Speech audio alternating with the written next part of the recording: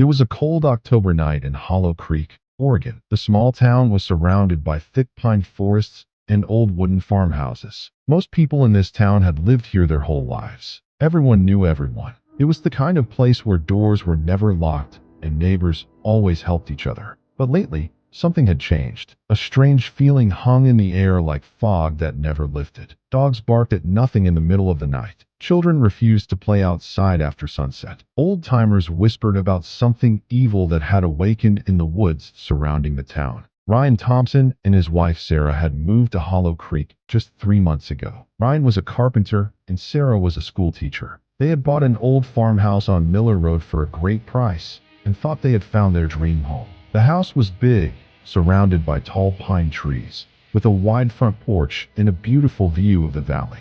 Their neighbors Tom Harris, Bill Cooper, and Martha Jenkins had welcomed them warmly. Everything seemed perfect, but that was before the nights started getting strange. It was 2:47 in the morning when Sarah suddenly woke up. Her eyes shot open and her heart was pounding. She lay still for a moment, trying to understand what had woken her. Then she heard it. Footsteps. Heavy, slow, deliberate footsteps coming from directly above her on the roof. She grabbed Ryan's arm and shook him hard. Ryan opened his eyes, confused and half asleep. But before he could say a word, he heard it too. Thud, thud, thud. Something was walking on their roof at 3 in the morning. Sarah's voice was trembling as she whispered that someone was up there. Ryan told her to stay calm and got out of bed slowly. He grabbed his flashlight from the nightstand and walked carefully toward the front door to check if it was locked. When Ryan reached the front door, his stomach dropped. The door was unlocked. He was certain he had locked it before going to bed. Cackling into the swamp night as his magnificent mustache trembled with villainous joy. That very evening, without any weather warning whatsoever, a violent thunderstorm unleashed itself over Savannah and hammered down on River Street, flooded the famous squares, and filled every ditch, pothole, flower pot, and low-lying corner of the entire city with standing water. While Tails ran an urgent scan on his instruments and confirmed with dread that the storm clouds were entirely artificial and externally generated, which meant Sonic needed exactly 1 second to figure out who was behind it all. That night, while all of Savannah slept peacefully and unsuspectingly, Eggman and Orbit floated silently through the darkened city streets in mosquito ghost form, drifting hungrily toward Green Hills Farm. But Blaze sensed them coming before they even reached the barn door and let out a massive panicked moo that jolted Tails awake at his computer terminal instant. And by the time Eggman and Orbit had shrunk themselves into tiny mosquito form and landed smugly on Blaze's hide, Sonic was already standing in the barn with a flashlight, scanning every inch of the stall with sharp, focused eyes until he spotted them.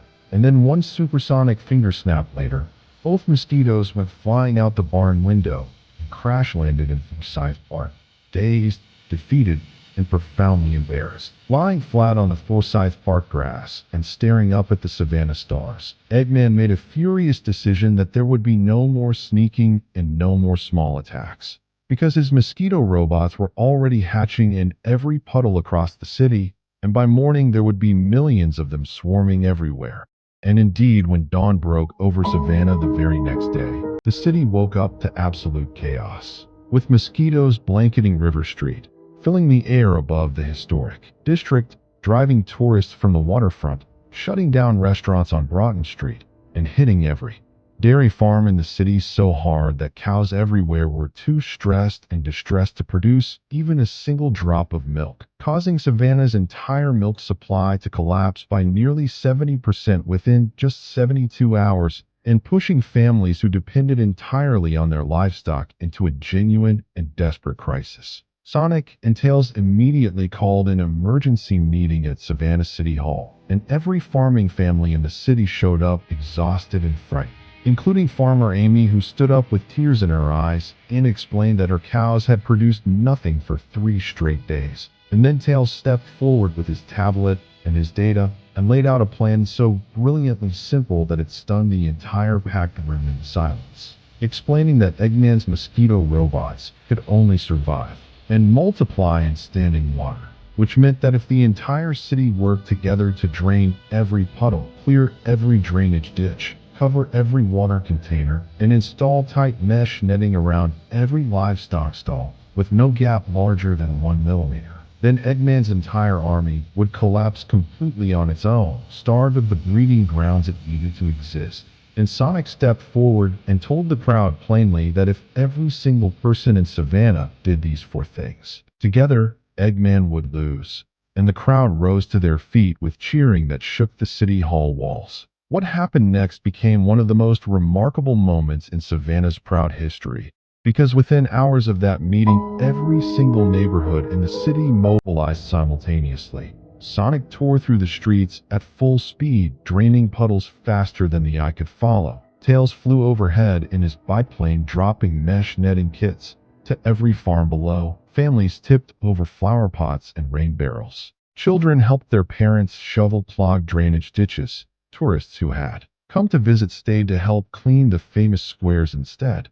Neighbors who had never once spoken to each other worked side by side in the Georgia summer heat across the Victorian district, Thomas Square, and Ardsley Park, all united by one single shared purpose. And within 48 hours, the mosquito swarms began visibly thinning. Within 72 hours, the buzzing had nearly stopped entirely. And one by one across the whole beautiful city of Savannah, dairy cows began calming down, settling peacefully into their protected stalls and producing fresh milk once again. Back in the Okefenokee swamp, Eggman received a complete report from orbit in total silence. Every mosquito robot deactivated, every puddle drained, every farm protected, milk production fully restored, and he sat in the swamp water up to his mustache, staring blankly into the distance, processing the humiliating reality that his most elaborate biological invasion plan had been dismantled entirely, not by a superweapon or a chaos emerald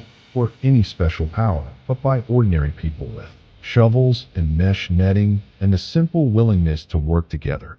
Until finally, after a very long silence, he said quietly that he needed a moment, and then sank completely beneath the surface of the swamp, leaving only a slow trail of bubbles behind. That evening, as a golden Georgia sunset painted the Savannah skyline in shades of amber and rose, Sonic and Tails leaned against the fence at Green Hills Farm, watching Blaze graze contentedly behind her protective netting. And Tails said thoughtfully that the real lesson of everything that had happened was not about speed or technology or fighting at all. It was about community and clean surroundings and neighbors who looked out for each other. And Sonic was quiet for a moment, which for him was very unusual, before admitting quietly that yeah, the little guy was absolutely right. And they fist bumped as Blaze gave one long satisfied moo in the warm Georgia evening air, while somewhere deep in the Okefenokee final trail of bubbles rose slowly to the swamp surface and then went perfectly still, and the beautiful,